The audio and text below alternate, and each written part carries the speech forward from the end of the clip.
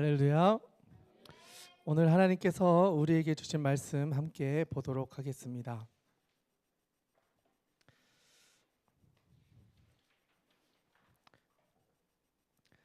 사도행전 2장 14절에서 21절까지의 말씀입니다. 우리 다 같이 하나님의 말씀을 함께 봉독하도록 하겠습니다.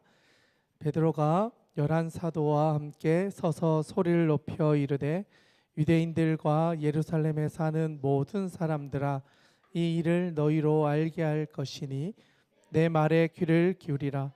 때가 제3시니 너희 생각과 같이 이 사람들이 취한 것이 아니라 이는 곧 선지자 요엘을 통하여 말씀하신 것이니 일러스되 하나님이 말씀하시기를 말세에 내가 내 영을 모든 육체에 부어 주리니 너희의 자녀들은 예언할 것이요 너희의 젊은이들은 환상을 보고 너희의 늙은이들은 꿈을 꾸리라.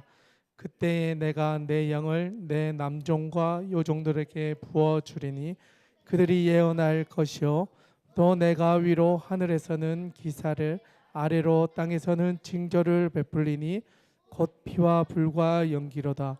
주의 크고 영화로운 날이 이르기 전에 해가 변하여 어두워지고 달이 변하여 피가 되리라.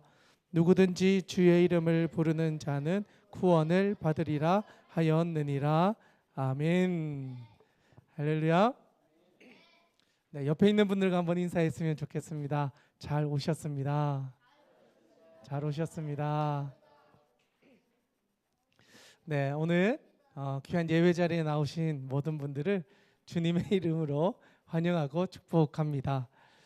네, 오늘은 우리 초등부 친구들이 4명이나 함께해서 더 반갑고 더 좋은 시간인 것 같습니다. 여러분 혹시 오늘 어떤 주일인지 혹시 아십니까? 자, 성령 강림 주일이라고 이야기합니다. 그거는 이제 초대교회 역사 안에서 성령님께서 임재했던 날을 기억해서 이 주일은 성령님께서 강림하신 날이다. 그래서 그것을 기억하자라고 해서 성령 강림 주일이라는 이름으로 주일을 지키고 있습니다. 오늘은 바로 그 성령 강림 주일이기 때문에 제가 평소에는 흰색 와이셔츠를 입는데 오늘은 빨간색 와이셔츠를 입은 이유가 이 절기 색깔이 빨간색이기 때문이에요. 그래서 이 절기에 맞게 예배와 또 이런 색깔을 통해서 우리가 이것을 기억하자 하는 것이 바로 이 성령 강림 절의 여러 가지 전통 중에 하나입니다. 여러분 혹시 성령 강림 주일 우리가 보고 있는 말씀 가운데서 이 절기가 또 다른 이름으로 나오기도 해요. 이 절기가 언제인지 혹시 아십니까? 모릅니다. 알고 있는 것 같은데 모른다고 또 이야기해 주는 것 같아요. 오순절이라는 절기가 바로 이 성령 강림절과 같이 맥락을 하고 있는 절기예요. 여러분 오순절은 어떤 절기일까요? 오순절. 자, 오순절. 자, 다들 알고 계시죠? 네, 오순절은 기준이 유월절을 시작을 잡아요. 유월절이 있었던 그 주간에 주일을부터 해서 7주 약 50일 뒤에 찾아오는 절기를 오순절이라고 이름을 하고 있어요. 그러니까 실제로 오순절은 유월절부터 시작이 되는 거예요. 유월절을 시작으로 해서 약 50여 일이 지난 후에 찾아오는 절기가 오순절이라고 이야기합니다. 그런데 유대 사회에서는 농사를 짓는 절기였기 때문에 이 시기가 맥추절이라고 해서 보리를 출수하는 시기가 거의 이때랑 겹쳐졌어요. 그러다 보니까 많은 사람들이 이 시기가 되면은 보리를 추수해서 타작을 해서 그 열매를 하나님께 올려드리던 절기가 또한 이 오순절, 맥추절이었던 거예요. 그런데 그 절기에 성령님께서 오셨다 하는 건 참 이 절기가 우리에게 참 중요한 날이구나 하는 걸 알게 하는 것 같습니다. 특별히 이스라엘 사람들에게요, 유월절은 3대 절기 중에 가장 중요한 절기였어요. 유월절. 여러분 유월절은 언제 시작이 되었을까요? 유월절은 언제부터 시작이 되었습니까? 자, 다들 아시죠? 네. 알고 있다고요? 네, 이스라엘 백성들이 그 출애굽을 하게 되잖아요. 애굽에서 약 400년 정도 이제 종 삶을 살다가 이제 모세를 중심으로 해서 출애굽을 하게 될 때 1월 14일이라고 하죠. 유월절. 어린 양의 피를 집 문설주에 발랐을 경우 그 집은 그 장자의 죽음을 면하게 되는 일을 경험하게 되죠. 그걸 시작으로 해서 이제 이스라엘 백성들은 절기가 시작이 돼요. 그래서 크게 3개의 절기를 지내면 1년이 끝난다라고 생각을 했어요. 그래서 첫 번째 절기가 유월절이었고 두 번째가 오순절이라는 절기였어요. 그리고 세 번째가 장막절이라고 하는 절기인데 이 3가지의 절기가 이스라엘 백성들이 하나님을 꼭 기억하고 우리가 하나님 앞에 나아가 특히 유대인 중에 남자, 성인 남자라면 무조건 3번은 예루살렘의 성전에 가서 제사를 지내야 되는 절기. 이게 바로 이 3대 절기인데 그 시작이 유월절이었다. 그런데 이 유월절은 언제 때부터였냐면 이스라엘 백성들이 출애굽을 하던 그 시대부터 지금까지 지켜왔던 절기였다. 그리고 이때는 예수님의 피를 상징하는 그 양의 피를 바른 그 가정이 구원받는 일이 일어났다는 것을 모든 이스라엘 백성들이 기억하게 하는 절기였어요. 유월절은 우리가 어린 양의 피로 우리가 구원받게 되었구나. 원래는 우리가 죄로 인하여 죽어야 되는데 양들이 우리를 대신해서 죽음으로 우리가 하나님의 은혜 앞에 나아갈 수 있게 되었구나. 구원받는 백성이 되었구나 하는 것을 기억하는 절기가 유월절이었다. 그리고 그 유월절을 시작으로 해서 이스라엘 백성들의 절기가 시작이 되죠. 그런데 여러분, 유월절 하면 또 떠오르는 사람이 한 명 있어요. 누구일까요? 신약에 와서 예수님이에요. 예수님이 유월절이 시작하기 전날 이제 예수님께서 붙잡혀 가세요. 놀라고 있죠. 맞아요. 예수님께서는 그렇게 유월절 절기에 이스라엘 백성들이 예루살렘으로 모였을 때 잡혀가셔요. 그래서 여러 사람들을 만나고 빌라도를 만나고 총독을 만나고 결국 사형 선고를 받고 붙잡혀 가셔서 결국 돌아가시게 된 거죠. 그리고 나서 3일 뒤에 부활하시고 부활하신 예수님께서 제자들과 며칠 동안 함께 하셨죠?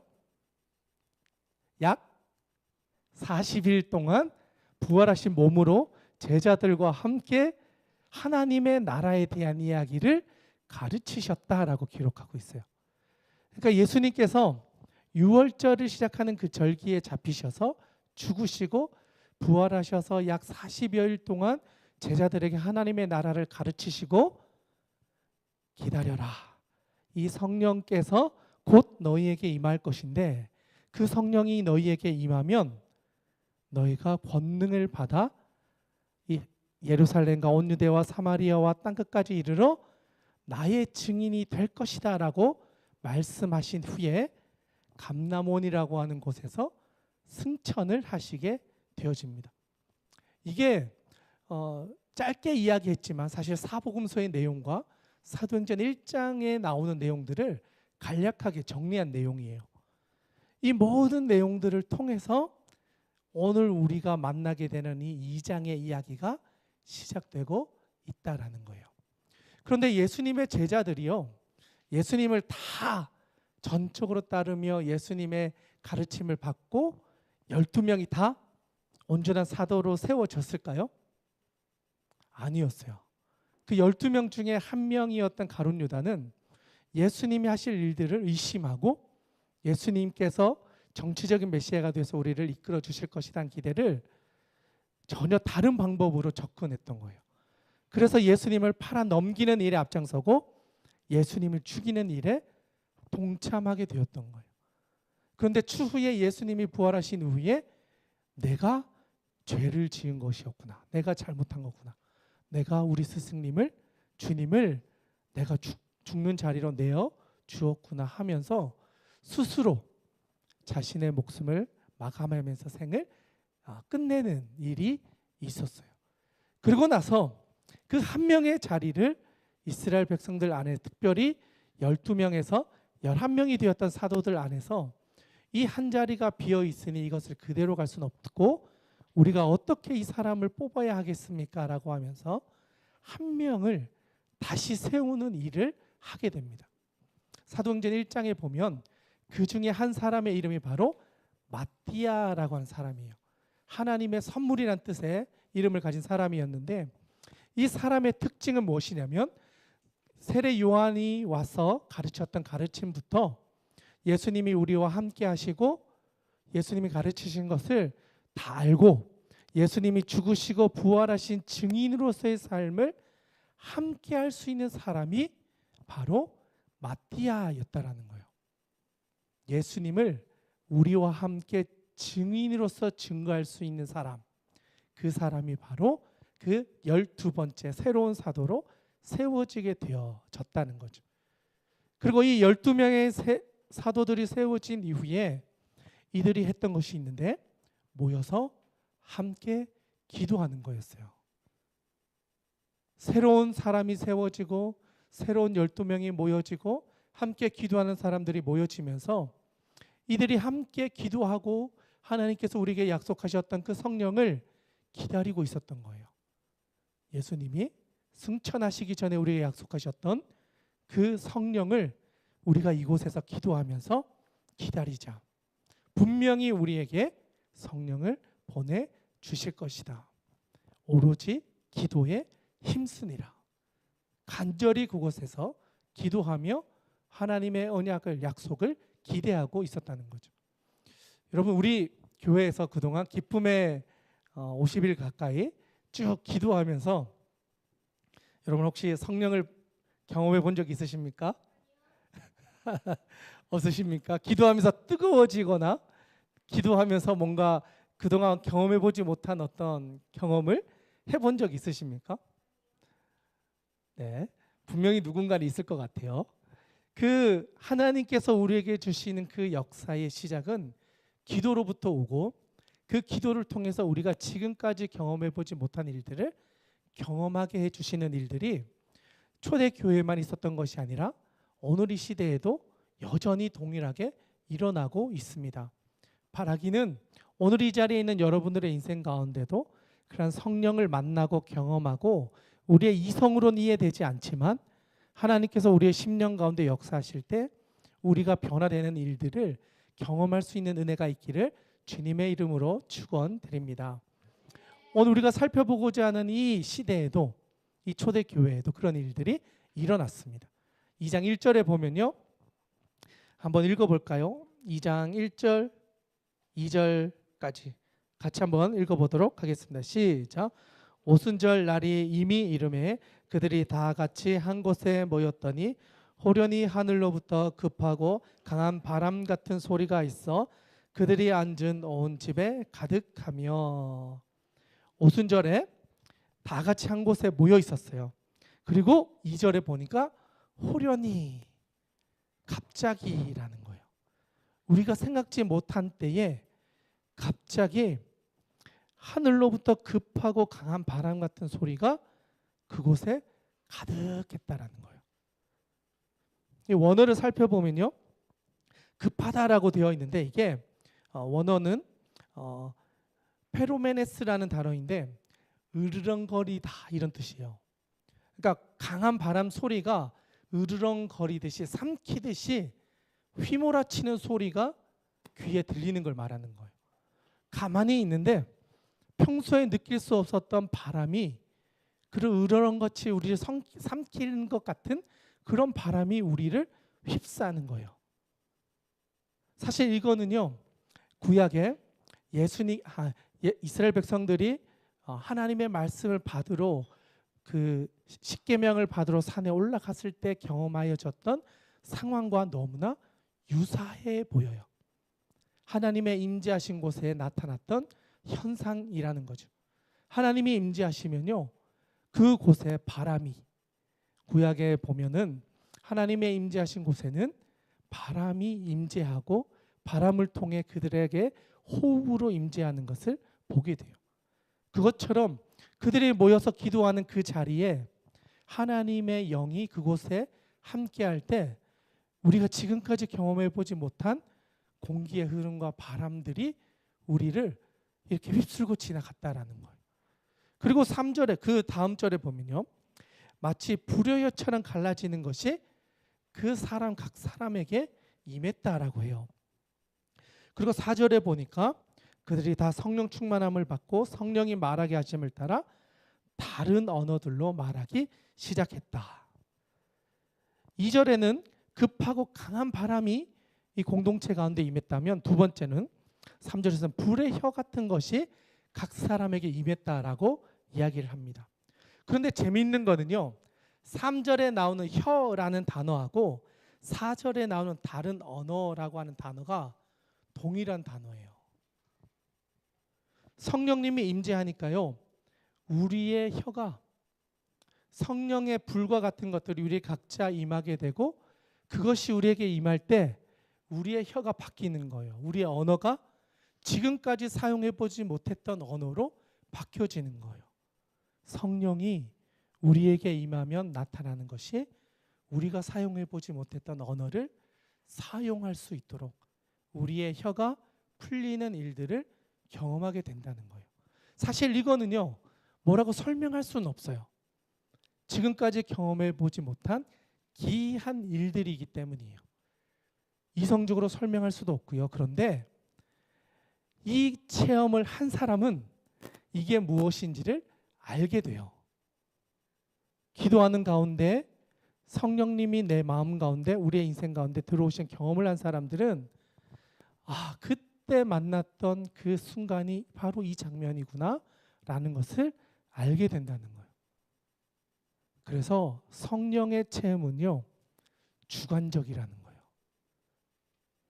다른 사람들은 모르고요, 내가 하나님을 만났다는 것을 스스로 고백하게 되는 거예요. 다른 사람들의 시선이 중요한 게 아니라 그 가운데 역사하신 하나님이 내 마음을 건들 때 내가 이해하게 된다는 거예요. 성령님은 우리의 자아를 통해 역사하시고 우리의 자아를 새롭게 만드셔서 우리의 존재를 새로운 존재로 바꾸어 놓으시는 역사를 이루신다는 거예요. 나를 바꾸시는 분이 바로 성령님이라는 거예요. 그런데 많은 사람들이 여기서 오해를 해요. 성령님이 임하시면 이 나라가 바뀔 거다, 이 어떤 조직이 바뀔 것이다, 어떤 시스템이 바뀔 것이다 생각하는데, 성령님은 인격적이셔서 우리와의 관계를 회복하시는 거예요. 하나님과 우리의 관계가 끊어져 있었던 우리의 관계가 뚫려지는 거예요. 지금까지 대화하지 못했던 하나님과의 관계가 열리는 거예요. 보지 못했던 영적인 세계가 보이고요, 지금까지 이해할 수 없었던 경험들이 내 삶에서 펼쳐지는 것을 경험하게 되는 거예요. 그 시작이 성령님이 나를 찾아와서 나를 만져주시고 나를 바꿔주실 때 시작된다라는 사실이에요. 오늘 이 자리에 있는 여러분들에게 그러한 하나님과의 인격적인 만남이 있기를 주님의 이름으로 축원드립니다. 그러한 변화가 일어나면요, 주변 사람들은 어떤 반응을 보일까요? 이해할 수 없는 반응을 보여요. 우리가 읽지는 않았지만 12절, 13절 말씀인데요, 이거 같이 읽어보면 좋겠습니다. 같이 한번 읽어보도록 하겠습니다. 시작. 다 놀라며 당황하여 서로 이르되 이 어찌 된 일이냐 하며, 또 어떤 이들은 조롱하여 이르되 그들이 새 술에 취하였다 하더라. 아멘. 성령을 경험한 사람들을 옆에서 보면 이렇다는 거예요. 도대체 이게 무슨 일이냐? 이성적으로 이해되지 않는 일들이 일어나고, 다른 사람들이 보기에는 조롱하면서 저 사람들 혹시 술에 취한 것 아니냐라고 보여진다는 거예요. 이성적으로 생각하는 사람들이나 그것을 경험하지 못한 사람들이 보기엔 이상한 일이라는 거예요. 그리고 6절에 보면요, 이런 일들을 보고 있었던 사람들 사이에 일어났던 것은 소동이 일어났다라고 해요. 성령 받으면요, 그 사람의 변화로 인하여 소동이 일어난다는 거예요. 그 사람의 변화가 진짜 일어났기 때문에 주변 사람들이 보기엔 도대체 얘가 왜 갑자기 이렇게 바뀌었지?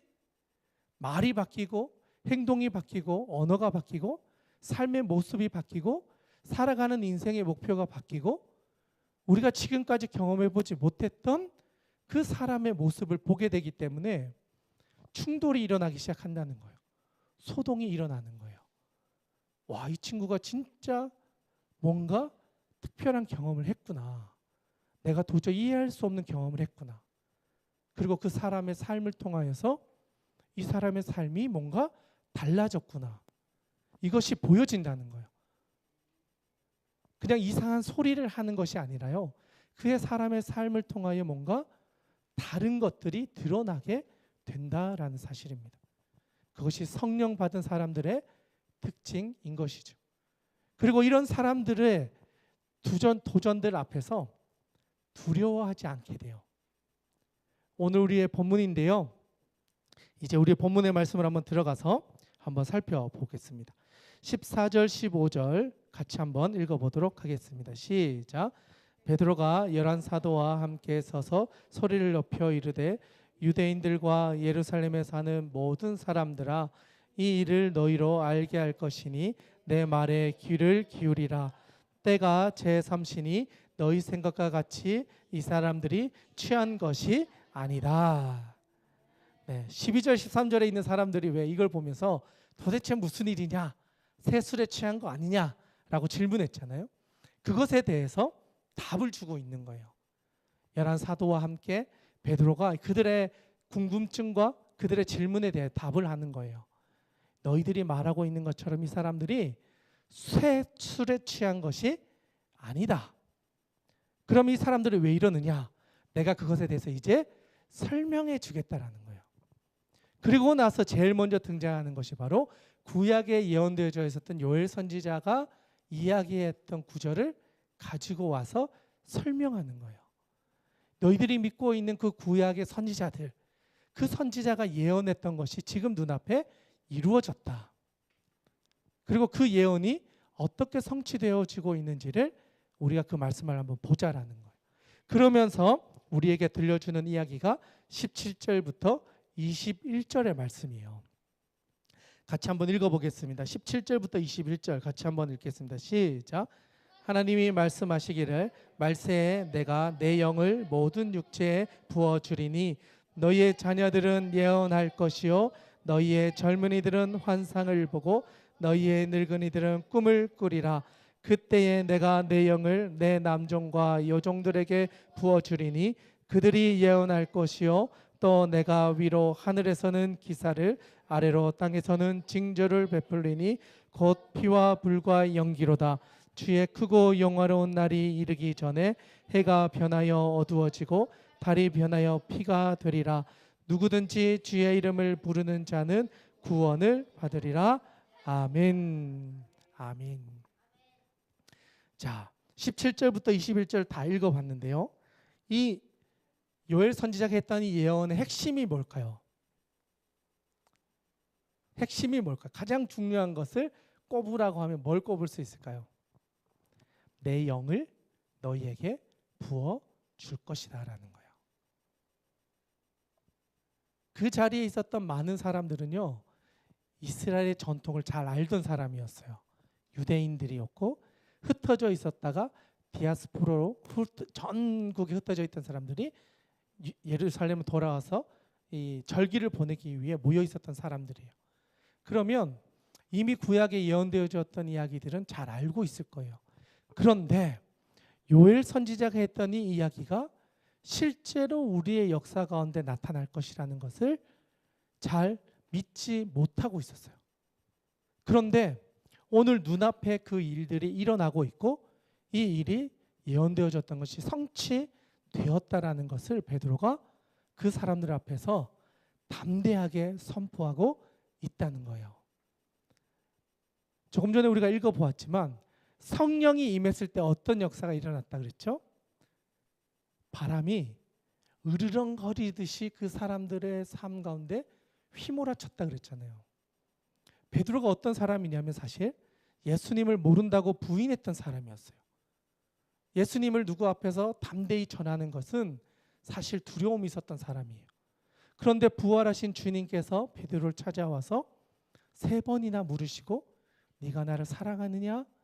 사랑하느냐? 사랑하느냐?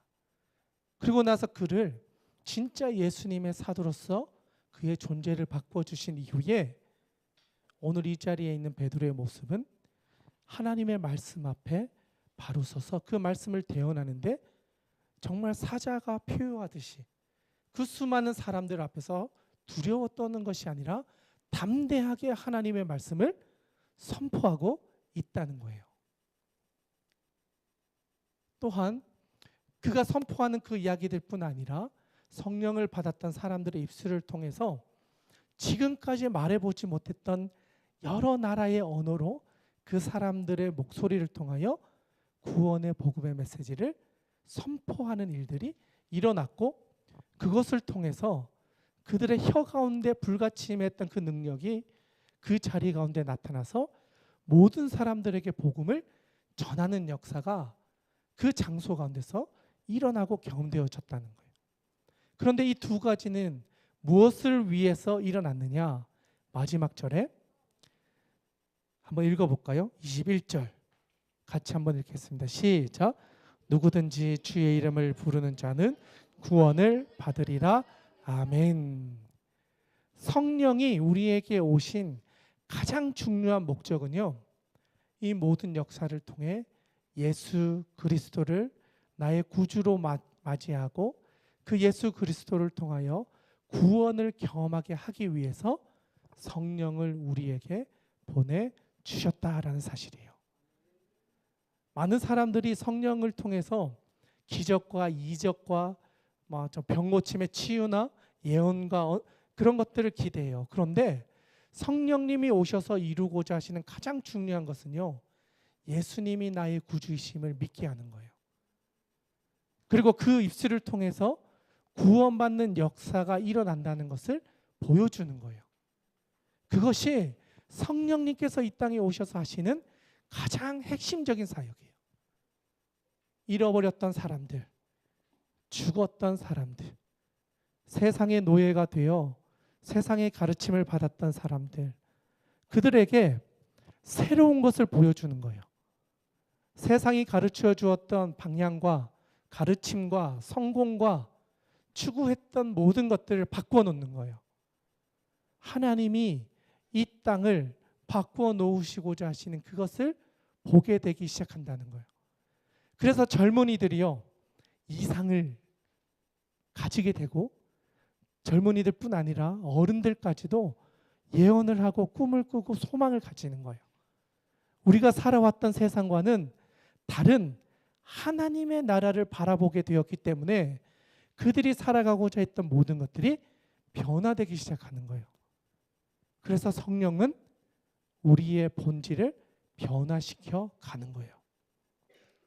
나의 생각을 바꾸고요, 나의 삶의 자리를 바꾸고요, 우리가 살아가고자 했던 꿈과 이상, 내가 꿈꾸고 바랬던 이상과 우리가 살아가고자 했던 모든 것들을 수정하고 바꾸어서 이 땅에 이루고자 하시는 하나님의 나라를 이루도록 우리를 사용하신다는 사실입니다.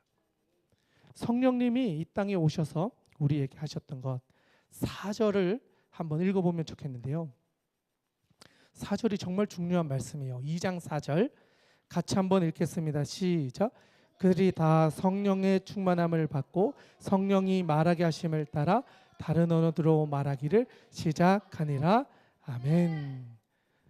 성령이 우리에게 임하면요, 우리에게 성령 충만함이 있고 성령의 인도하심을 따라 살아간다는 거예요. 내가 주인이 되었던 인생에서 하나님이 인도하여 주시는 길을 보게 하시고 그 길을 가게 하시고 그 인도하심을 받아 심지어는 우리의 언어까지도 바꾸어 놓으셔서 우리가 지금까지 사용해보지 못했던 방언을 통해서 하나님과 막혀져 있던 관계가 소통되고 하나님과 교제가 회복되어지면서 우리가 살아가는 삶의 모든 영역들이 바뀌어진다라는 사실입니다. 바라기는 오늘 이 자리에 있는 여러분들의 모든 인생 가운데 이러한 하나님의 영을 경험함으로 인하여서 하나님과의 관계가 회복되어지고 여러분의 인생의 방향이 수정되어져서 하나님의 나라를 위하여 여러분의 인생을 사용하는 것을 기쁨으로 여기고 살아갈 수 있는 은혜가 있기를 주님의 이름으로 축원드립니다. 예수님의 제자들 역시도 이러한 성령을 경험하면서 그 다음부터는 능력을 행하기 시작해요. 하나님께서 주신 그 성령을 경험하면서 그들의 삶의 자리에서 지금까지 행하지 보지 못했던 하나님의 능력을 삶의 자리에서 행하며 살아가게 됩니다. 그것을 통해 하나님의 교회, 하나님의 공동체가 확장되어지고 그 복음이 땅끝까지 이르러 증거되게 되어졌다라는 사실입니다.